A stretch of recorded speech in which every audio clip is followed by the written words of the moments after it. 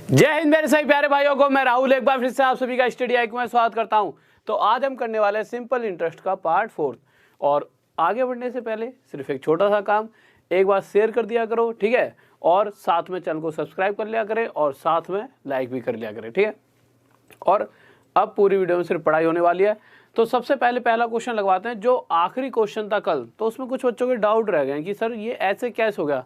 तो एक बार उसको जल्दी से समझा देता हूँ, फिर आगे बढ़ते हैं, ठीक है। तो सर क्वेश्चन लगा दीजिए, एक बार पहला क्वेश्चन लगा दीजिए। हाँ जल्दी से लगा दीजिए। तो पहला क्वेश्चन आपके सामने आ चुका है। एक सेकंड रुकिए, कौन सा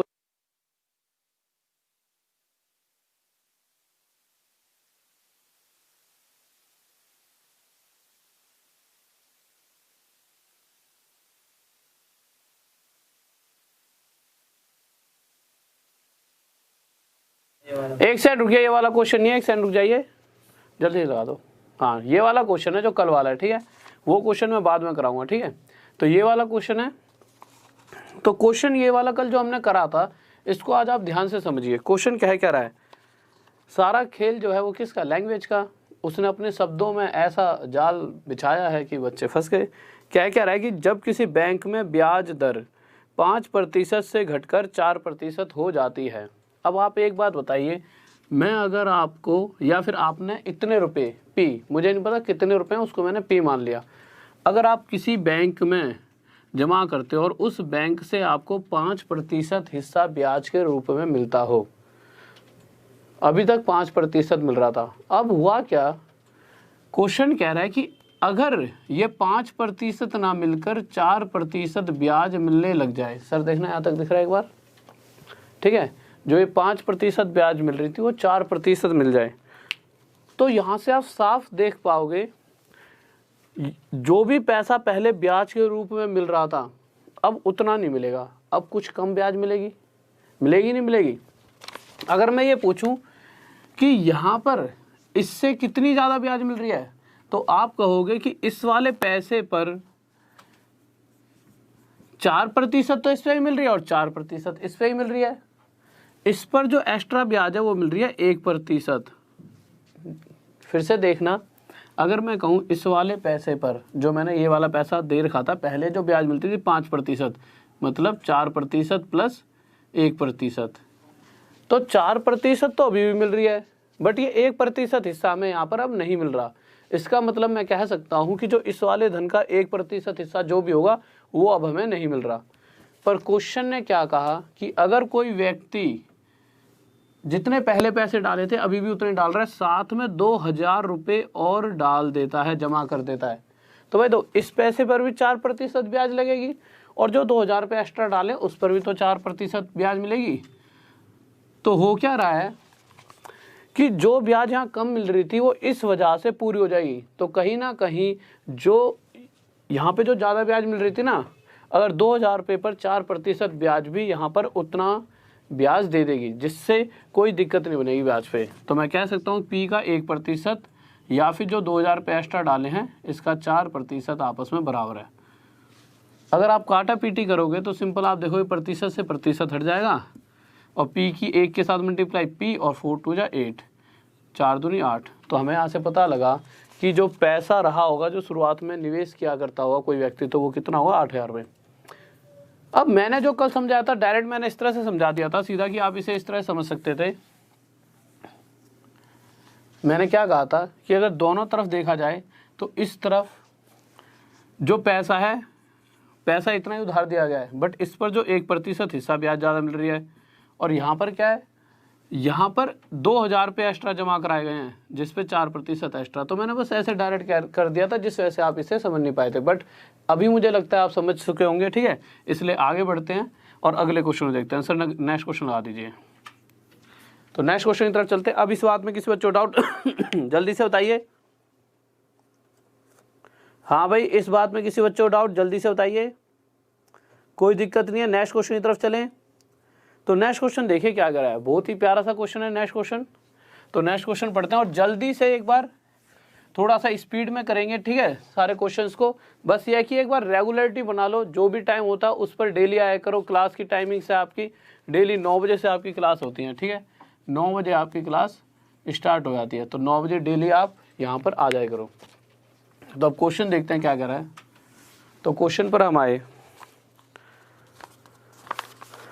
ये वाले क्वेश्चन है, सॉरी एक सेकंड देखिए। क्वेश्चन कह रहा है कि 3000 रुपये कोई व्यक्ति है, उसने क्या करा होगा, 3000 रुपये बैंक में डाल दिए, निवेश कर दिए, इन्वेस्ट करें, और इन 3000 रुपयों में से को 2 भागों में बांट दिया।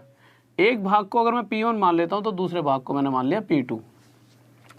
फिर क्वेश्चन क्या कह रहा है कि पहले भाग पर जो ब्याज ली जा रही है वो ली जा रही है 5%। तो आप देख सकते हो कि पहले भाग पर जो ब्याज ली जा रही है वो 5% ब्याज ली जा रही है, और इस दूसरे भाग पर जो ब्याज ली जा रही है वो कितनी ली जा रही है, 7%। जिस कारण से टोटल जो ब्याज मिलती है वो कितने रुपए मिल रहे हैं, वो मिल रहे हैं 182 रुपये, 182 रुपीज़ हमें ब्याज के रूप में मिल जाते हैं।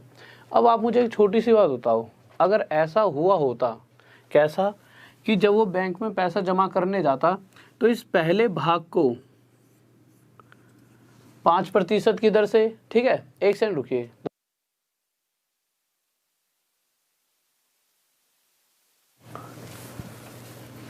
ठीक है, तो होता क्या है कि अगर मैं क्या करता कि भाई ये वाला पैसा भी मैं 5% की रेट से ही डाल देता, और ये वाला जो पैसा था ये भी मैं 5% की रेट पर ही बैंक में डाल देता, तो मुझे पता है ये वाला और ये वाला पैसा टोटल मिलकर कितना हो जाएगा, 3000 रुपये। तो कहीं ना कहीं ये भी 5% पर और ये भी 5% ही ब्याज दे, तो मैं कह सकता हूँ ये और ये टोटल 3000 रुपये मुझे 5% ब्याज देंगे। और अगर मैं 3000 रुपये पर 5% ब्याज निकाल लेता हूँ तो मैं देखूंगा मुझे कितनी ब्याज मिलेगी, तो मुझे मिलेगी 5 3 15, 150 रुपये की ब्याज। इतनी सी बात आपके समझ आ गई होगी, ठीक है। तो मुझे मिलेगी 150 रुपये की ब्याज। इससे कितना ज़्यादा, 32 रुपये। पहले 182 रुपीज़ की ब्याज मिल रही थी, पर अगर कंडीशन ये होती है कि पूरा टोटल पैसा सिर्फ 5% की दर से या 5% की रेट पर बैंक में डाला जाएगा तो 150 रुपये ब्याज मिलेगी, पहले से 32 रुपये कम। तो ये 32 रुपये एक्स्ट्रा इसमें आ किस वजह से रहे हैं, ये 32 रुपये एक्स्ट्रा इस वाला जो पैसा, जो ये सेकंड वाली जो अमाउंट है, इसके ऊपर 2% हिस्सा है, 2% हिस्सा एक्स्ट्रा भी तो ब्याज मिल रही है। तो यहाँ से मुझे साफ साफ पता लग रहा है कि जो ये 32 रुपये एक्स्ट्रा, ये इस वजह से इस वाले पैसे पर 2% जो एक्स्ट्रा ब्याज मिलती है वो हमें 32 रुपये देती है, ठीक है। तो निकाल लो यार, P2 की वैल्यू निकालनी है, प्रतिशत हटाए नीचे कितना आ गया, 100, 2 से इसे काटा कितना आ गया, 16, और P2 कितना आ गया मेरा, 1600। और यह क्या आ गया मेरा कि 7% की रेट पर जो मैंने पैसा निवेश किया था वो आ गया मेरा 1600 रुपये। और 3000 रुपयों में से 1600 रुपये मैंने ये निवेश करे, तो बचा कुचा हिस्सा कितना है, 3000 में से 1600 ये हो गए, तो बचा कुचा हिस्सा है मेरा 1400 रुपये। तो एक भाग 1400 रुपये का होगा। जल्दी से बताएं, किसी बच्चे को डाउट, तो उसने पूछा गया 7% वाला, तो 7% वाला कितना आ जाएगा, 1600। किसी बच्चे को डाउट, हाँ भाई एक बार और जल्दी समझ लीजिए, ठीक है। अगर समझ नहीं आया तो जल्दी से फिर से समझाता हूँ, जल्दी से देखिए। आप ऐसे समझिए कि ना 3000 रुपये को निवेश करने गए आपने कुछ पैसा यहाँ निवेश करा, कुछ पैसा यहाँ, कुछ पैसा 5% की रेट से और कुछ पैसा 7% की रेट से। अगर मैं कहता हूँ इस वाले पैसे को भी आपने 5% की रेट पर निवेश करा होता और इस वाले धन पर भी आपको 5% ही ब्याज मिलती, 2% को अलग कर दिया, तो मुझे पता है कि इसका 5% निकाल लो और इसका भी 5%। इसका मतलब P1 और P2 पर जब 5% ब्याज ली जाएगी तो P1 और P2 टोटल है तो 3000 रुपये, तो मैं ये कह सकता हूँ 3000 पर टोटल अगर 5% ब्याज ली जाती तो मुझे 150 रुपये की ब्याज मिल जाती। पर क्वेश्चन कह रहा है टोटल ब्याज मिल कितनी रही है, 182 रुपये की, और मिलने कितनी चाहिए थी, 150 रुपये की। इस 182 से है कितना, 32 रुपये कम। अब ये 32 रुपये एक्स्ट्रा जो टोटल ब्याज में, ये 32 रुपये एक्स्ट्रा क्यों आ रहे हैं, क्योंकि इस वाले पैसे पर 2% एक्स्ट्रा जो ब्याज मिल रही है उसकी वजह से हमें 32 रुपये एक्स्ट्रा मिलते थे, बस इसलिए मैंने रख दिया भाई P2 का 2% हिस्सा हमें 32 रुपये की ब्याज देता होगा। अगर किसी धन का 2% हिस्सा 32 है तो टोटल धन कितना हुआ, तो 16 कर लो, प्रतिशत हटा 100, 2 से 16 पर, और P2 कितना आ गया 1600। तो यहाँ से मुझे पता लग गया कि 7% की दर से जो धन निवेश किया गया था वो कितना था, 1600 रुपये। और ये हमारा आंसर आ गया। नेक्स्ट क्वेश्चन लगाइए जल्दी से।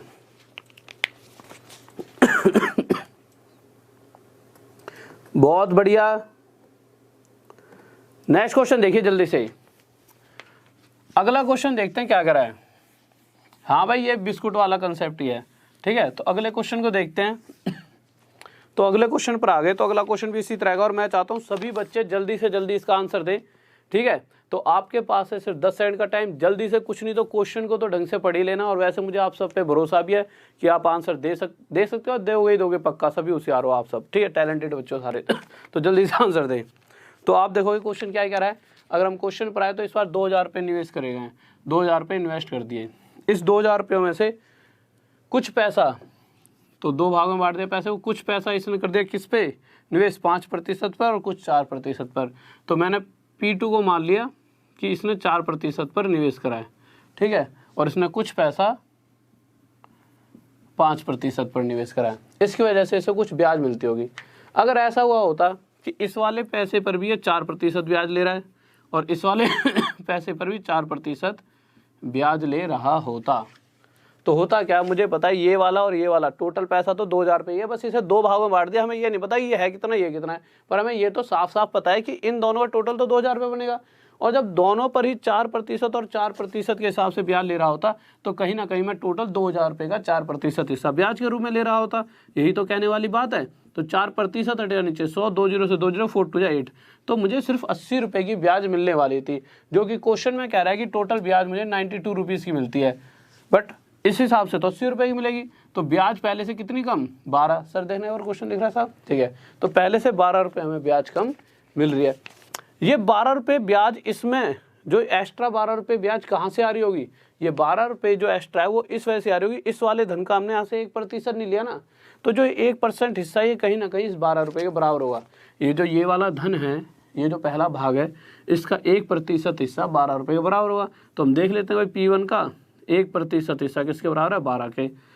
आप प्रतिशत हटाओ, नीचे क्या आ जाएगा, 100, और P1 हमारा कितना हो जाएगा, 1200। और यह क्या आ जाएगा हमारा कि अगर पहले भाग आ जाएगा हमारा कितना, 1200। देख लेते हैं उसने पूछा कौन सा वाला भाग है एक बार, तो एक सेकंड हम देख लेते हैं। तो उसने कहा 5% की दर पर, तो 5% की दर पर 1200। बहुत बढ़िया भाई, बहुत बढ़िया, शाबाश, गजब, बेहतरीन, लाजवाब, शानदार। तो नेक्स्ट क्वेश्चन की तरफ चलते हैं। तो नेक्स्ट क्वेश्चन और भी प्यारा आपके लिए, तो जल्दी से सर नेक्स्ट क्वेश्चन लगाइए कि नेक्स्ट क्वेश्चन क्या कह रहा है। तो अगले क्वेश्चन की तरफ आए सर, अगला क्वेश्चन लगा दीजिए जल्दी से, लगा दिया।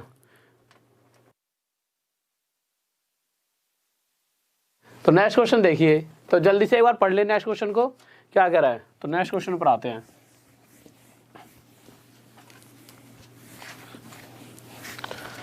तो अगले क्वेश्चन पर हम आए, कह रहा 160 रुपये का साधारण ब्याज 40 रुपये है, ठीक है। 160 रुपये ना कोई दो। अब यहाँ जब ये वाला क्वेश्चन आ जाता है ना, ये वाला कौन सा क्वेश्चन, जब वो कहेगा कि जितना रेट है, मतलब जितना प्रतिशत हिस्सा ब्याज का लिया जा रहा है उतना ही हमें समय, मतलब समय और रेट बराबर है।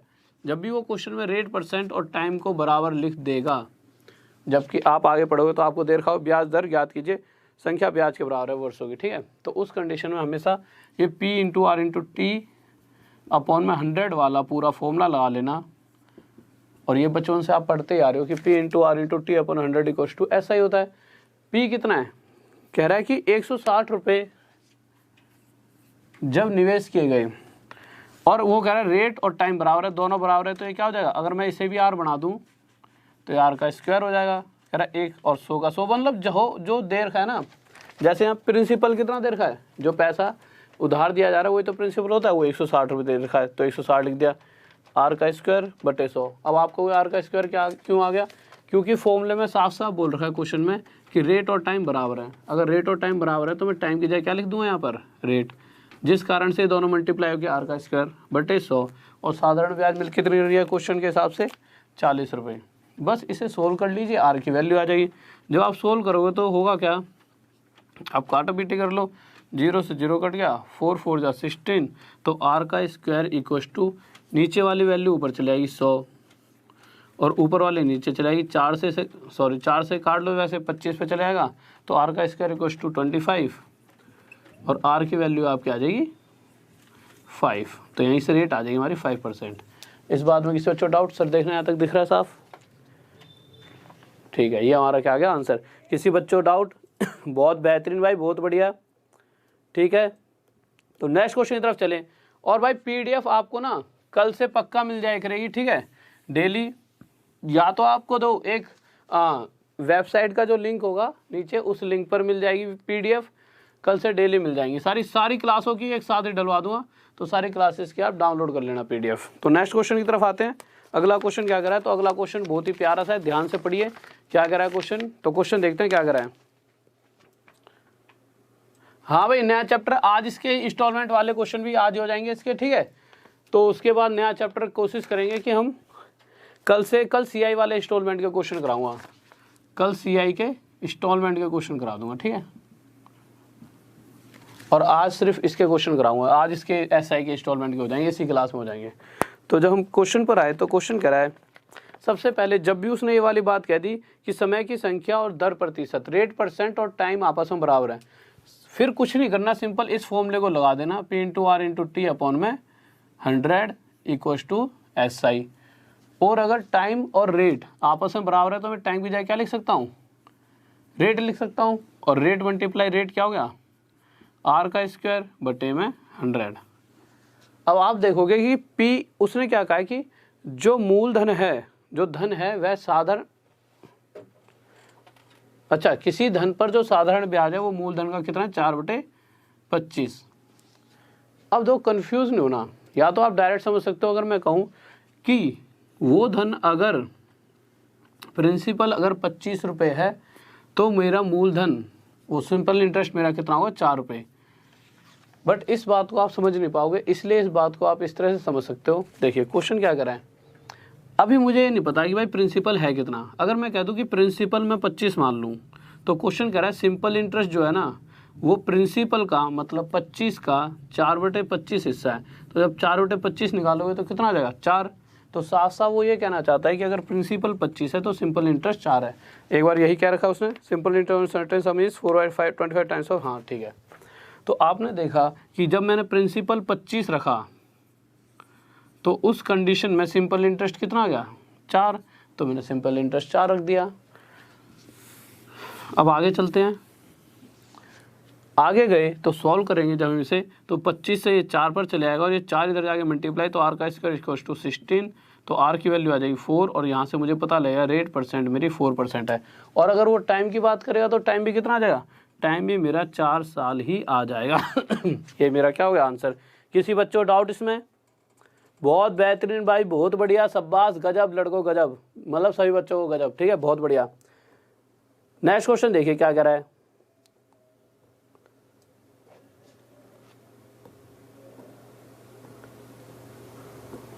हाँ भाई, रीजनिंग दो, एक बार ये खत्म हो जाने दो, ठीक है, फिर रीजनिंग का देखेंगे। एक बार एक चीज तो खत्म हो जाने दो। अब मैं सरस्वती माता तो होनी की मेरे 10-11 हाथ निकल रहे, मैं यूं भी करा दूं, ये भी पढ़ा दूं। अब मैं फिर एक चीज पे फोकस करूंगा तो उसे अच्छा भी तो पढ़ा पाऊंगा। तो इसीलिए मैं चाहता हूँ सिर्फ एक टाइम पर एक ही चीज कराना, ठीक है। तो थोड़ा सा इतना तो समझा करो, ठीक है, एक साथ सारी चीजें नहीं हो सकती हैं, एक ही चीज को ढंग से करा दूं। हाँ, ये हो सकता है कि इस वाली क्लास का थोड़ा सा आपके लिए टाइम बढ़ा दूंगा अब, क्योंकि कुछ दिनों से मुझे भी लग रहा है एडवांस की क्लास या तो ऐसा करूंगा। अच्छा, एक बार और ये चीज बता दो मुझे जल्दी से कि एडवांस की क्लास थोड़े दिन के लिए खत्म करके सिर्फ पहले अर्थमेटिक की पूरी खत्म करा लो, 1.5 घंटे की क्लास कर लेते हैं, ठीक है। 1.5 घंटे की अर्थमेटिक की क्लास खत्म करके फिर उसके बाद एडवांस करा दूं, क्योंकि मुझे ऐसा लग रहा है दोनों चीज़ें एक साथ पैरेलल में, ना तो आप ही समझ पा रहे हो ढंग से और ना पूरे 1.5 घंटे क्लास चल रही, तो सारी चीज़ें नहीं पहुँच पा रही। तो एक ही क्लास सही रहेगी? जल्दी से बताइए। हाँ भाई, जल्दी से बताइए, एक क्लास सही रहेगी 9 बजे से सीधा 10:30 बजे तक? जल्दी से बता दो एक बार, ठीक है। तो एक ही क्लास कंटिन्यू रख देंगे, जिससे आपको ज़्यादा से ज़्यादा चीज़ें मिले और एक वे में जल्दी से जल्दी चीज़ें भी खत्म हो जाएंगी, ठीक है। तो जल्दी से बताइए क्या चीज़ें सही रहेंगी।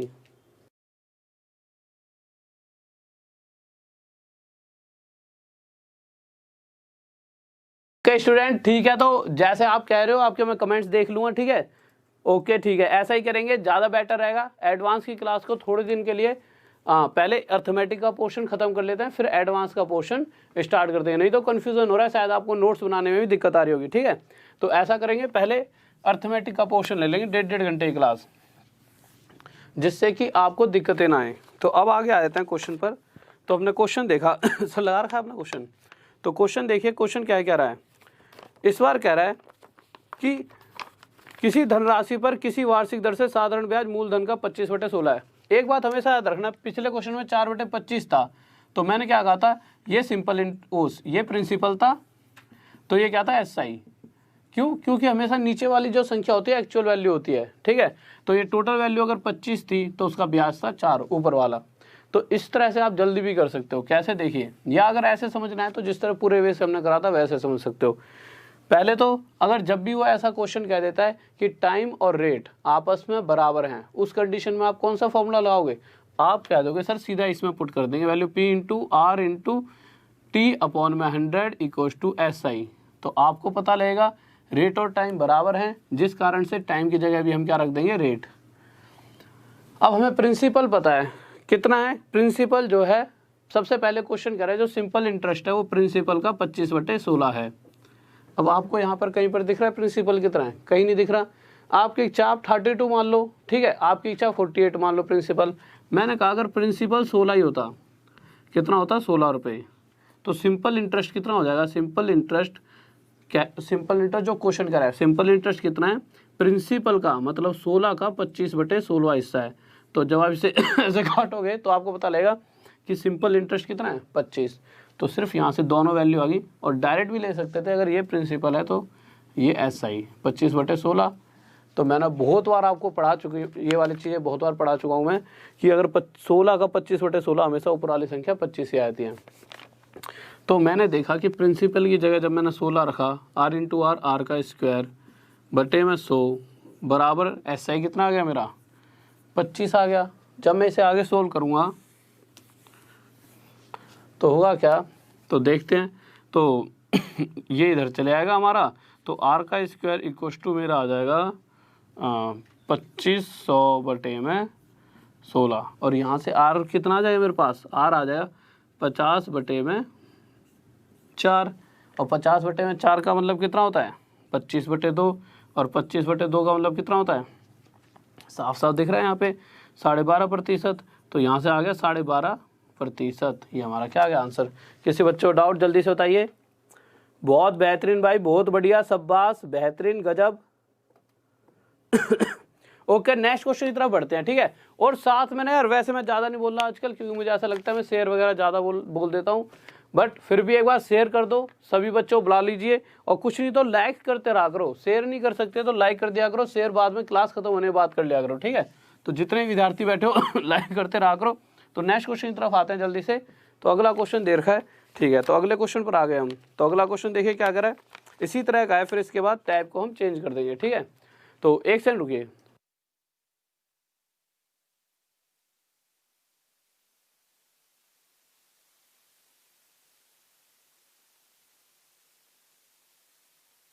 तो क्वेश्चन देखिए, क्वेश्चन क्या कह रहा है। तो क्वेश्चन पर आए, क्वेश्चन कह रहा है किसी धन पर साधारण ब्याज मूलधन का 16/25 है।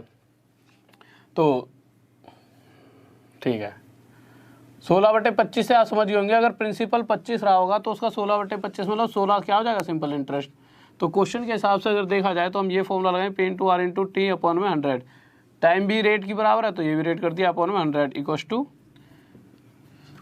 SI। प्रिंसिपल है कितना, 25, आर का स्क्वायर बटे में 100 बराबर SI कितना दे रखा है, 16 दे रखा है। 25 से कितने में जाएगा, 25 से 4 बढ़ जाएगा, और 16 चौक 64, 16 4 64। तो आर की वैल्यू कितनी आ जाएगी आपकी, 8%, और ये हमारा क्या आ जाएगा आंसर। किसी बच्चे को डाउट, हाँ भाई, किसी बच्चे को डाउट, बहुत बढ़िया भाई, बहुत बढ़िया, शाबाश। अब नेक्स्ट क्वेश्चन की तरफ चलते हैं। क्या नेक्स्ट क्वेश्चन क्या कर रहा है, ठीक है, एक सेकंड रुकिए बस। तो नेक्स्ट क्वेश्चन देखिए, हम अगले क्वेश्चन पर आते हैं। अगला क्वेश्चन क्या कर रहा है,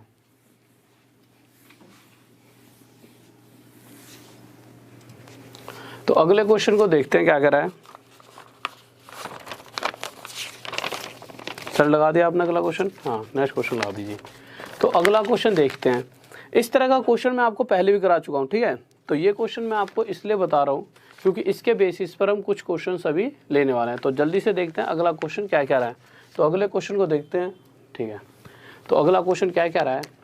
क्वेश्चन कह रहा है 2613 रुपये को 3 भागों में इस प्रकार बांटा गया कि इनके ब्याज 2, 3 व 4 वर्षों में समान होते हैं यदि प्रत्येक दशा में ब्याज की दर 29% हो। तो कह रहा है पहले भाग को मैंने P1 मान लिया, दूसरा भाग मैंने P2 और तीसरा भाग मैंने मान लिया P3। कह रहा है इन तीनों हिस्सों पर ब्याज ली जाए और रेट चलेगी हर बार 29%, 29%। और पहले वाले से ब्याज ली जा रही है कितने साल तक? 2 साल तक। तो पहले वाले से अगर ब्याज ली जा रही है 2 साल तक और रेट कितने समय तक रेट चलेगी? 29% के हिसाब से। और दूसरे वाले से ब्याज ली जाएगी 3 साल तक, वही 29% हिस्सा। और तीसरे वाले पर 4 साल तक ब्याज ली जाएगी, वही 29% हिस्सा। तो आप देखोगे कि इस वाले धन पर जो ब्याज मिलेगी वही ब्याज इस वाले धन पर मिलेगी और वही ब्याज इस वाले धन पर, इस डाटा के हिसाब से। इसीलिए मैंने यहाँ पर इक्वल और इक्वल का साइन लगा दिया। अगर मैं इन्हें आपस में काटा पीटी करूँगा तो प्रतिशत प्रतिशत और प्रतिशत हट गया, 29 और 29 और 29 यहाँ से हट गया। तो मैंने क्या देखा कि 2P1 = 3P2 = 4P3। अगर यहाँ पर इक्वल वाली कंडीशन फॉलो हो रही है तो मैंने आपको कुछ चीज़ें सिखाई थी पिछली बार, अब दोबारा वो सारी चीज़ें ना सिखाकर डायरेक्ट बताता हूँ। हमने क्या करा था पिछली बार, हमने एक ऐसी संख्या ले ली थी जो 4 और 3 और 2 से पूरी तरह कटते हो, या फिर उसे एलसीएम ले लीजिए। अगर मैं 4, 3 और 2 का एलसीएम लूँगा तो कितना आ गया? 12। मुझे चाहिए क्या? मुझे P1, P2 और P3 का रेशो चाहिए। अब मैंने कैसे निकालना सिखाया था आपको। मैंने क्या कहा था, जब मैंने 4, 3 और 2 का एलसीएम लिया कितना आ गया? 12। तो मैं इसे भी 12 बना दूंगा। क्यों 12 बनाऊंगा? क्योंकि इक्वल, अगर मैं इन तीनों को 12 बना दूं तो भाई इक्वल वाली कंडीशन सेटिस्फाई।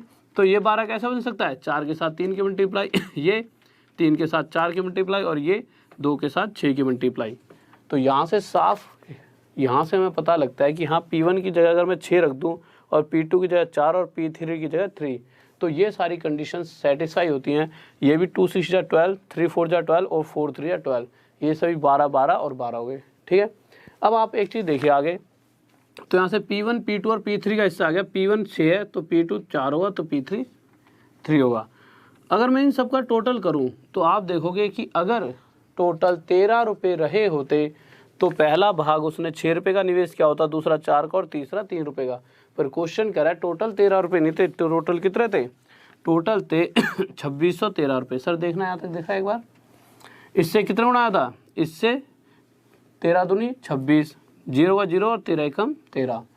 तो अब वो पूछ रहा है कि सबसे छोटा भाग बताइए। तो आप सबसे छोटा भाग देख सकते हो। सबसे छोटा भाग कौन सा? 3। तो 3 ना होकर इसे 201 गुना ज़्यादा कितना हो? 3 एकम 3, 0 3 दूनी 6। यही आंसर होगा, ठीक है। और ये हमारा क्या आ जाएगा? आंसर। इस बात में किसी बच्चों को डाउट? जल्दी से बताइए। बहुत बढ़िया भाई, बहुत बढ़िया, बहुत बेहतरीन भाई, बहुत बढ़िया, शाबाश, गजब। कोई डाउट? सर इंग्लिश हिंदी दोनों लगा दो यार। तो नेक्स्ट क्वेश्चन देखते हैं। हाँ भाई, किसी को अगर डाउट है तो जल्दी से बताइए, ठीक है। अगर आप दो ये चीज़ें इसलिए पूरे वे से नहीं बताई, अभी 1-2 दिन पहले ही ये सारे क्वेश्चंस मैंने आपको कराए थे, बिल्कुल सही तरीके से एक एक कंसेप्ट समझाया था, ठीक है। तो अब ये चीज़ें मैं बार बार बताऊंगा तो भी आपको लगेगा सर एक ही चीज़ बार बार बताते रहते हैं, इसलिए मैंने डायरेक्ट बता दिया, ठीक है। अगर आप पहली या दूसरी क्लास देखोगे तो वहाँ पर इन चीज़ों को आप देख सकते हो। तो अगले क्वेश्चन पर जब हम आएंगे तो अगले क्वेश्चन पर आए तो हमने अगला क्वेश्चन देखा और ये क्वेश्चन आप सभी से चाहता हूँ मैं कि आप सभी जल्दी से जल्दी करें। तो अगला क्वेश्चन जब मैंने देखा तो क्वेश्चन क्या करा है, इस बार भी 3 हिस्सों में पैसे को दिया गया, निवेश किया गया। पहले भाग पर भी 4% ब्याज ली जाएगी, दूसरे भाग पर भी 4% और तीसरे भाग पर भी 4%। कंडीशन ये है कि पहले भाग पर 1% रेट है, सॉरी पहले भाग पर सिर्फ 1 साल तक ब्याज ली जाएगी और रेट तो वही 4% रहेगी। दूसरे भाग पर 2 साल तक ब्याज ली जाएगी 4% रेट और तीसरे भाग पर 3% 3 साल तक ब्याज ली जाएगी और रेट रहेगी वही 4%। तो आप मुझे ये बताइए, ये भी 4%, ये 4 और ये 4 तीनों में से हट सकता है, तो तीनों में से मैंने 4% हटा दिया। अब जब हम आगे देखेंगे तो मैं लिख सकता हूँ 1P1 equals to 2P2 equals to 3P3। अगर मैं ये जानना चाहूँ कि P1 और P2 और P3 की जगह ऐसी क्या क्या वैल्यू मैं रख सकता हूँ कि ये इक्वल की कंडीशन सेटिस्फाई हो जाए, तो आप क्या कहोगे सर?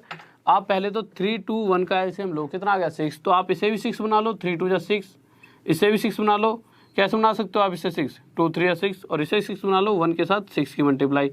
तो आप देखोगे कि अगर P1 की जगह 6 रख दो, P2 की जगह 3 और P3 की जगह 2, तो ये तीनों की कंडीशन सेटिस्फाई होती है कि भाई तीनों ही क्या बन जाते हैं, ये भी 6, ये भी 6 और ये भी 6। ठीक है, अब यहाँ से मुझे पता लगा कि टोटल 6 3 और 2 11 रुपये रहे होते तो पहला भाग 6 रुपये और दूसरा भाग 3 रुपये और सबसे छोटा भाग 2 रुपये का होता जो निवेश किया गया होता।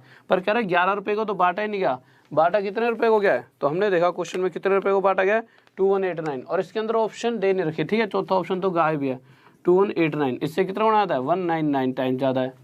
तो इसी तरह से सबसे छोटा भाग भी 2 ना होकर अपने आप से 199 टाइम ज़्यादा, 2 9 18, 2 9 18, 19, 2 2 और 3, 398 रुपीज़ का होगा। किसी बच्चों डाउट जल्दी से बताइए।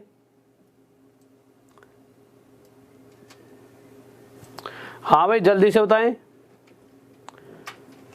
बहुत बढ़िया भाई, बहुत बढ़िया। अब नेक्स्ट क्वेश्चन की तरफ देखिए क्या करा है। तो अगले क्वेश्चन पर आए, तो अगले क्वेश्चन को बहुत ही ध्यान से करना है। अगला क्वेश्चन क्या करना चाहता है, तो अगला क्वेश्चन देखते हैं क्या करा है।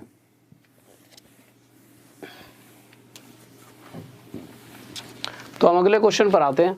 तो अगला क्वेश्चन हमारा क्या कह रहा है, कह रहा है एक आदमी ने 3 स्कीमों में 6 वर्ष, 10 वर्ष व 12 वर्ष के लिए 10%, 12% व 15% की दर से धन निवेश किया। ठीक है, अब कोई पैसा था, पहला भाग, दूसरा भाग और तीसरा भाग, उसने उसे 3 हिस्सों में तोड़ा और निवेश कर दिया। पहले भाग पर 6 साल तक ब्याज ले रहा है और ब्याज कितने ले रहा है? 10%। तो टोटल मैं कह सकता हूँ कि पहले भाग पर 60% हिस्सा ब्याज के रूप में लिया जा रहा है। और अगर दूसरे भाग की बात की जाए तो 10 साल तक 12% के हिसाब से, तो अगर 10 साल तक 12% के हिसाब से ब्याज ली जाएगी तो टोटल 120% हिस्सा दूसरे भाग पर ब्याज के रूप में लिया जा रहा है। और तीसरे वाले भाग की बात की जाएगी तो 12 साल तक 15% के हिसाब से, तो 12 साल तक 15% के हिसाब से। अब मल्टीप्लाई करके 180 लिख लो यार, आप डायरेक्ट ऐसा करते ना तो ज़्यादा बढ़िया रहता, बट अभी अब आप लिख ही लो। तो तीसरे भाग पर टोटल 180% हिस्सा ब्याज का ले रहा है। कह रहा है इस भाग का 60% जो भी ब्याज आएगा वो बराबर है दूसरे वाले भाग के 120% के और तीसरे वाले भाग के 180% के। तो ये वो कहना चाहता है कि ऐसा क्या होगा कि ये वाला पैसा कितना हो, ये कितना हो, ये कितना हो, कि इस पैसे का 60%, इस पैसे का 120% और इस पैसे का 180% आपस में बराबर हो। तो आप जब भी ऐसी क्वेश्चन कोई आएगा तो आप क्या करोगे, सबसे प्रतिशत से प्रतिशत हटाया, 0 से 0 हटा दिया। ठीक है, अगर आप आगे देखोगे तो 6 से ये 1 पर, 6 से 2 पर और 6 से ये 3 पर। तो आपने देखा 1P1 equals to 2P2 equals to 3P3। कह रहा है जो ये वाला P1, P2 और P3 का रेशो बताइए कि भाई कितना कितना पैसा। अब आप मुझे बताओ यहाँ पर मैं ऐसी क्या संख्या रखूँ कि जो 1 से मल्टीप्लाई हो जाए, और यहाँ पे ऐसी संख्या जो 2 से मल्टीप्लाई हो, और जो यहाँ पे ऐसी संख्या जो 3 से मल्टीप्लाई हो, और ऐसा होने के बाद ये तीनों आपस में बराबर हो जाए। तो मैंने आपसे क्या कहा था, 3, 2 और 1 का एलसीएम लेंगे। एलसीएम कितना आ गया? 3। तो अगर मैं 3 के साथ ऐसी क्या वैल्यू मल्टीप्लाई करूँ, मतलब जो भी एलसीएम आ रहा है ना वही इसे बना दो, वही इसे और वही इसे। तो इस 3 के साथ ऐसा क्या मल्टीप्लाई करूँ, आप कहोगे 2, इस 2 के साथ 3 और इस 1 के साथ 6। क्या करा है मैंने, इसको भी 6 बना लिया, इसको भी 6 और इसको भी 6, क्योंकि भाई इक्वल के साइन का मतलब क्या है इन दोनों का मल्टीप्लाई जितना होगा वही इन दोनों का होना चाहिए और वही इन दोनों का। और ये किस कंडीशन में हुआ, जब मैं P3 की वैल्यू 2 रखूँ और P2 की 3 और P1 की 6। तो ये इसका रेशो आ गया P1, P2 और P3 का, और ये हमारा क्या आ गया आंसर। किसी बच्चों को डाउट जल्दी से बताइए। हाँ भाई जल्दी से बताएं। हाँ भाई IPL की वजह से कम बच्चे हैं, ये बात तो सही कह रहे हो आप, बिल्कुल ही बिल्कुल। IPL ज़्यादा बच्चे देख रहे हैं, चलो कोई दिक्कत थोड़ी है। जो IPL देख रहा है वो अगले साल फिर IPL देखेगा, ठीक है, और वो IPL इतनी मस्ती से नहीं देखेगा, थोड़ा सा टेंशन में देखेगा। और आप अगर आज IPL नहीं देख रहे तो कल आपकी खुद की भी तो टीम हो सकती है यार। आप कहाँ ये कोई टीवी पे देखने लायक पूरी ज़िंदगी टीवी देखते रहोगे, कल को ज़्यादा पैसा होगा तो अलग वे में IPL देखना ना, जश्न बनाकर। ये क्या हर टाइम एक फ़ोन बेचारा कोने में पड़े और IPL देखते रहो, घर वालों के साथ देखना, जॉब होगी तो। इसलिए कोशिश करो जॉब ले लो, एक बार मेहनत लगती है, ठीक है, टेंशन एक बार ही किया ख़त्म करो, कोई भी परेशानी ख़त्म करो फिर आगे बढ़ो। ये नहीं कि परेशानी के साथ जिए जाओ, या तो परेशानी ख़त्म या फिर तुम ख़त्म, दो ही चीज़ें होनी चाहिए जीवन में। तो तुम तो ख़त्म हो ही नहीं सकते, सिर्फ ख़त्म कौन सी होगी, परेशानी, ठीक है, क्योंकि हम तो तभी ख़त्म हो सकते जब मृत्यु आएगी, उससे पहले तक तो जीवन ख़त्म हो ही नहीं सकता। नेक्स्ट क्वेश्चन लगाइए सर, लगा दिया आपने। तो नेक्स्ट क्वेश्चन देखिए क्या कह रहा है। तो अगले क्वेश्चन पर आते हैं। तो हमारा अगला क्वेश्चन क्या कह रहा है, तो ध्यान से सुनेंगे अगले क्वेश्चन क्या कह रहा है हमारा। तो अगला क्वेश्चन देखते हैं। कह रहा है एक व्यक्ति 20,000 रुपये की धनराशि का कुछ भाग अपने एक बेटे के बैंक खाते में जमा करवाता है। तो पहले वाले बेटे के बैंक खाते में उसने इतने रुपए जमा करा दिए, ठीक है, और कुछ राशि दूसरे वाले के, भाई जो बचा उचा पैसा होगा दूसरे को दे दिया होगा, P2। अब कह रहा है कि जो पहले वाला बेटा था ना, उसकी अभी उम्र 14 साल की है, और जो दूसरा वाला बेटा है उसकी उम्र है 12 साल की। अब पहले वाले की उम्र 14 और दूसरे वाले की उम्र 12। जब ये दोनों कितने साल के हो जाएंगे, 18 साल के, तो आप देखोगे जो पहले वाला बेटा जिसकी 14 साल की उम्र है वो अपने वाले पैसे पर कितने साल तक ब्याज लेता होगा, 4 साल तक। और जो दूसरे वाला बेटा है जिसकी उम्र 12 साल की है, वो जो भी पैसा उसने इन्वेस्ट किया है उस पर कितने साल तक ब्याज लिया उसने, 6 साल तक। रेट ब्याज दोनों को बराबर मिल रही है, जो ब्याज की रेट है दोनों को ही 5% के हिसाब से मिलती है। तो आप देखोगे कि अगर ये 4 साल तक 5% के हिसाब से ब्याज लेता रहेगा तो टोटल 20% हिस्सा इसे ब्याज के रूप में मिलेगा। तो पहले वाले बेटे के, जो पहले वाला बेटा है उसके हिस्से में जितना पैसा निवेश किया गया है उसका 20% हिस्सा जो ब्याज आती है, सॉरी 20% की तो बात ही नहीं की गई, उसने कहा है पहले वाले बेटे को जो पैसा उल्टा मिलता है इन द एंड, तो पैसा जो इन द एंड मिलता है वो कितना हो जाए, P1 का 20% हिस्सा ब्याज का, तो 120/100। और दूसरे वाले को कितनी ब्याज मिलेगी भाई, 6 साल तक, ये भी 5% के हिसाब से टोटल कितना ले लेगा, 30% हिस्सा। तो अगर इसका जो भी पैसा रहा होगा बैंक में वो 30% ब्याज लेने के बाद कितना हो चुका होगा, 130/100। तो कह रहा है जो इन दोनों का पैसा हो चुका है वो आपस में बराबर है। पहले क्या था, ब्याज बराबर थी, इस बार क्या, जो पैसा जो अमाउंट है वो बराबर है, इसलिए मैंने इसे 120/100 करा और इसे 130/100। इस बात को आप समझ पा रहे होंगे। अब अगर इक्वल वाली कंडीशन है, अब आप क्या कर सकते हो, सबसे पहले तो 100 से 100 हटा दो, ठीक है, 0 से 0 हटा दो। अब आपने क्या देखा, 12P1 = 13 P2, तो P1 अपॉन में P2 = क्या आ जाएगा, 13/12। अगर आप इन दोनों को जोड़ोगे तो कितना आ जाएगा, 25। अगर उस व्यक्ति के पास 25 रुपये रहे होते और इस चीज़ को वो सेटिस्फाई करवाना चाहता था तो उसे पहले वाले बेटे की बैंक में 13 रुपये जमा करवाने पड़ते और दूसरे वाले बेटे की बैंक में 12 रुपये। पर क्वेश्चन कह रहा है कि उस व्यक्ति के पास 25 रुपये नहीं थे, टोटल उस व्यक्ति के पास 20,000 रुपये थे। इस 25 से कितने गुना आया था, इस 25 से 800 गुना आया था। तो इसी प्रकार अगर क्वेश्चन ये पूछे कि दूसरे वाले जो बेटा है उसके बैंक में कितना पैसा डाला, तो 9600 रुपये डाले, और पहले वाले बेटे की बैंक में कितना पैसा डाला, 10400। ये इसका क्या आ जाएगा आंसर। किसी बच्चों डाउट जल्दी से बताइए, हाँ भाई जल्दी से बताएं, कोई दिक्कत, बहुत बढ़िया भाई, बेहतरीन, गजब, शाबाश।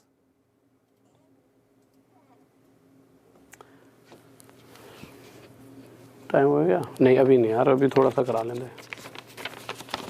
एक सेकंड रुको, कल से कराएंगे बड़ी वाली क्लास। तो ओके स्टूडेंट, ऐसा करते हैं कल से रेगुलर इसको 1.5 घंटे ही करेंगे। अभी एडवांस की क्लास की वजह से इसको तो अभी तो खत्म करना पड़ेगा, ठीक है।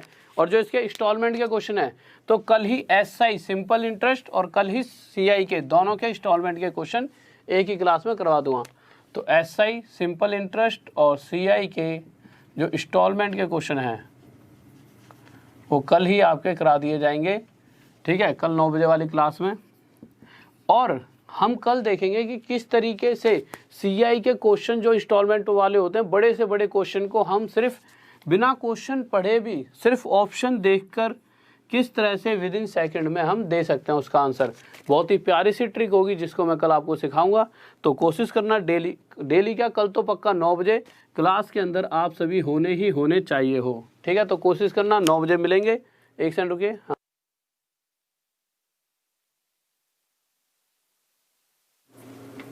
हाँ भाई, next question, last question repeat. तो लास्ट क्वेश्चन लाओ यार, जल्दी से एक बार लगा दो, जल्दी लाओ। तो लास्ट क्वेश्चन देखिए क्या कह रहा है। लास्ट क्वेश्चन कह रहा है कि ना कोई व्यक्ति है, उसने ना 20,000 रुपये अपने 2 बच्चों को, कुछ पैसा इसका पहले वाले बेटे की बैंक में डाल दिया और कुछ पैसा दूसरे वाले बेटे की बैंक में। तो पहले वाले बेटे की बैंक में जो पैसा डाला P1 और दूसरे वाले की बैंक में जो डाला P2। कह रहा है कि पहले वाला बेटा भी 5% के हिसाब से ब्याज लेते रहेगा और दूसरे वाला भी 5% के हिसाब से। पर पहले वाला बेटा कितने साल तक लेता है? पहले वाले बेटे की उम्र 14 साल है, तो 18 साल तक अगर ये ब्याज लेगा तो 4 साल तक ब्याज ले पाएगा। तो पहले वाले बेटे ने 5% के हिसाब से 4 साल तक कितनी ब्याज ली? 20% हिस्सा। और दूसरे वाले बेटे की उम्र थी 12 साल, तो 18 साल तक ये कितने साल तक ब्याज लेगा? 6 साल तक। तो 5% के हिसाब से अगर ये 6 साल तक ब्याज लेता है तो टोटल कितना प्रतिशत हिस्सा ब्याज का लेगा? 30%। ये तो सिंपल गेम था इसका, कि यहाँ से मैं ये पता लग गया कि हाँ भाई पहले वाले बेटा 20% हिस्सा ब्याज का लेता है और दूसरा वाला बेटा 30% हिस्सा ब्याज का लेता है। 20% किसका? जो पैसा इसकी बैंक में जमा कराया होगा इसके हिस्से का। तो ये अपने हिस्से का 20% अगर ब्याज लेगा तो इसको टोटल जो पैसा मिलने वाला है वो कितना मिलेगा? तो 120/100 इसको इतना पैसा वापस मिलेगा। और इसी तरह से जो दूसरे वाले बेटे को पैसा मिलेगा तो 30% जुड़कर 130/100 इतना पैसा इसे वापस मिलेगा। तेरा दोनों को जो पैसा वापस मिलेगा वो आपस में क्या है? बराबर। तो हमने इसे क्या कर दिया? आपस में बराबर। जब आपस में बराबर करा तो जो कट सकता है 100 से 100 काट दिया, 0 से 0 हटा दिया हमने, ठीक है। और हमारा यहाँ पर आ कितना गया? तो अगर मैं P1/P2 निकालना चाहूँ तो आप देखोगे 13/12। अगर टोटल P1 और P2 को मैं टोटल करता हूँ तो कितना हो गया? 25। भाई P1 के सामने P1 की वैल्यू, P2 के सामने P2 की वैल्यू। अगर 25 रुपये टोटल कोई व्यक्ति निवेश कर रहा है, उसमें से पहले वाले के मतलब अगर 25 रुपये होते, ये 20,000 रुपये ना होकर उस व्यक्ति के पास 25 रुपये होते तो पहले वाले की बैंक में 13 रुपये जमा कराने पड़ते, दूसरे वाले की बैंक में 12 रुपये। तब जाके कंडीशन सेटिस्फाई होती कि इनका जो लास्ट में जो धन मिलता ना वो बराबर मिलता। पर क्वेश्चन कह रहा है कि 25 रुपये वापस नहीं मिल रहे। कितने रुपये वापस मिल रहे हैं? सॉरी, 25 रुपये निवेश नहीं करेंगे, 20,000 रुपये निवेश करें। कितने गुना आया था? तो आप देखोगे इससे 800 गुना आया था, तो ये भी इससे 800 गुना आया था। कितना हो जाएगा? 10400, बस मल्टीप्लाई करना है। और ये भी इससे 800 गुना आया था, कितना हो जाएगा? 9600। ये हमारा आंसर आ जाएगा। किसी बच्चों को डाउट जल्दी से बताइए।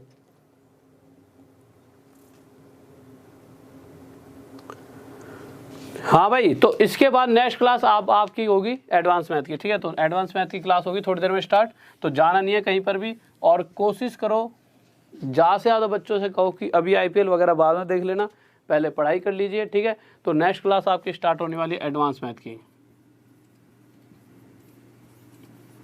तो देखते हैं थोड़ी देर में आते हैं, ठीक है। तो ओके स्टूडेंट्स, तो मिलते हैं नेक्स्ट क्लास में। जय हिंद, जय भारत।